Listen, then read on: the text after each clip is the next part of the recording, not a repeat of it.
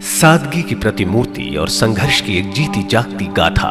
90 साल की उम्र में भी ऐसा जोश जो युवाओं को मात दे दे। शहर के विकास और व्यापार के प्रोत्साहन के लिए संघर्ष करने को आज भी बूढ़ी रगों में रक्त संचार एकदम से तेज हो जाता है। बात राजनीति की हो, व्यापार की हो, सामाजिक व्यवस्था की हो या फिर शिक्षा की, हर मामले में ये शख्स सदैव आगे खड़ा दिखाई दिया। देश को गुलामी की जंजीरों से मुक्ति दिलाने के बाद से लेकर प्रदेश में वैट लागू होने पर एक बड़ा विरोधी आंदोलन खड़ा करने में ये व्यक्तित्व पहली पंक्ति में दिखाई दिया। DLA citizen of the year award 2010 के लिए चुने गए राजकुमार सामा को आगरा के बापू का दर्जा तो पहले ही दिया जा चुका है।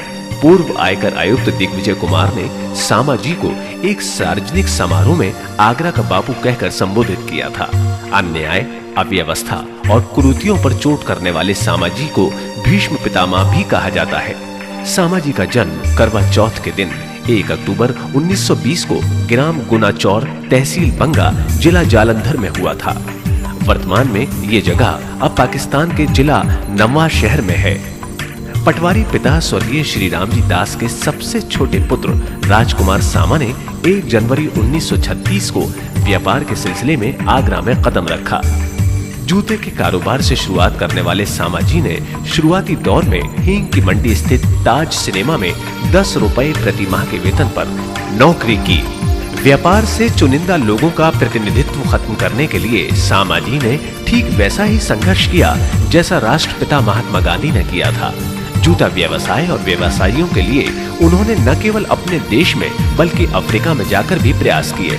सन 1954 में जब आगरा को ऑर्डर मिलने बंद हो गए तो स्वयं सामा जी अफ्रीका गए और 10 महीने तक वहां के व्यापारियों का विश्वास जीतने का प्रयास किया।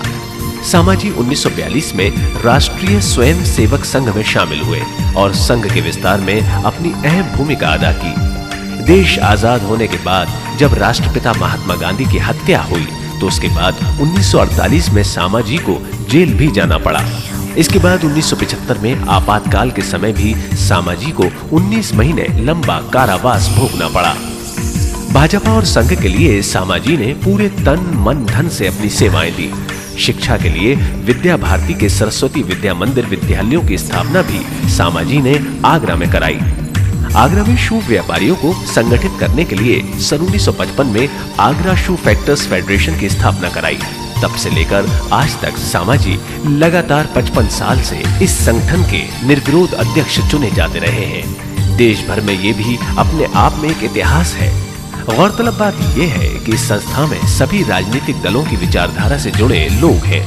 28 वर्ष पहले सामा जी ने आगरा व्यापार मंडल की स्थापना की। इसमें मिट्टी से लेकर सोने तक का कारोबार करने वाले करीब 80 सहयोगी व्यापारी संगठन हैं। इस संगठन के भी सामा जी अब तक निर्विरोध अध्यक्ष चुने जाते रहे हैं। उत्तर भारत की प्रमुख रामलीला कमेटी में सामा जी 5 वर्ष तक अध्यक्ष रहे हैं।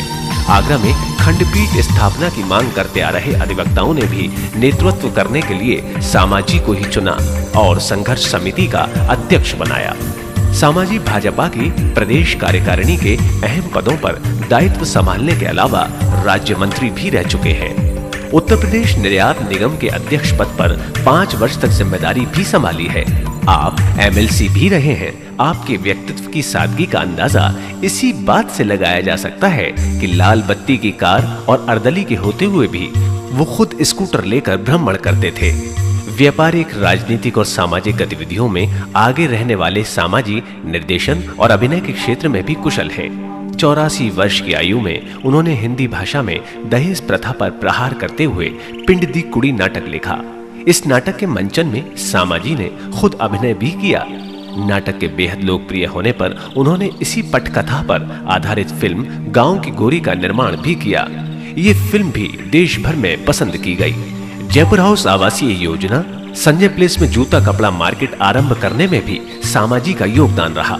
बाजार में प्रचलित कई कुप्रथाओं का अंत सामा जी ने कराया।